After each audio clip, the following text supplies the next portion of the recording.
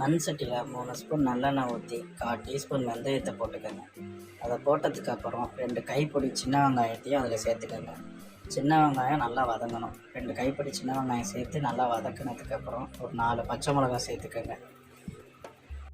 4 பச்சை மிளகாய் அரிஞ்சு சேர்த்துக்கோங்க. அது சேர்த்ததுக்கப்புறமா நல்லா வதக்கிட்டு வெங்காயம் பொன்னிறம் ஆகிற வரைக்கும் நல்லா வதக்கணும். அதுக்கப்புறம் அது கூட அரிஞ்சு வச்சுருந்த ஒரு 4 தக்காளியை சேர்த்துக்கோங்க. 4 தக்காளியை சேர்த்து நல்லா வதக்கிக்கோங்க.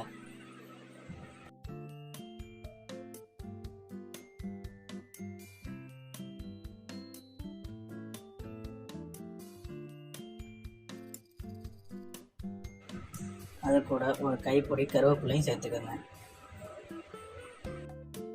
சேர்த்து வதக்கிட்டு வீட்டில் அரைச்சி வச்ச குழம்பு மிளகாத்தூள் ஒரு 3 டேபிள் ஸ்பூன் சேர்த்துக்கிறேன். நீங்கள் உங்கள் வீட்டில் அரைச்சி வச்சுருந்தீங்கன்னா சேர்த்துக்கோங்க, இல்லை நார்மல் மிளகாத்தூள் மல்லித்தூள் சேர்த்துக்கோங்க. அதை சேர்த்து நல்லா சுண்டி வர அளவுக்கு வதக்கிட்டு தேவையான அளவு உப்பு போட்டுக்கோங்க.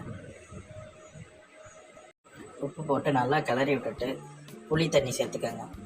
நான் இதில் 3 எலுமிச்சம்பழம் சைஸ் புளி சேர்த்துருக்கேன். உங்களுக்கு தேவையான எவ்வளோ புளிப்பு வேணுமோ அந்த அளவுக்கு புளிப்பு சேர்த்துக்கணும். ஏன்னா நான் மாங்காய் சேர்க்க போகிறேன், ஸோ அதனால் புளிப்பு கம்மியாக தான் சேர்த்துருக்கேன். இப்போது இந்த அளவு குழம்பு கொதிச்சோடனே மாங்காவை போட்டுட்டு ஒரு 2 கொதி வர வரைக்கும் வெயிட் பண்ணுங்க.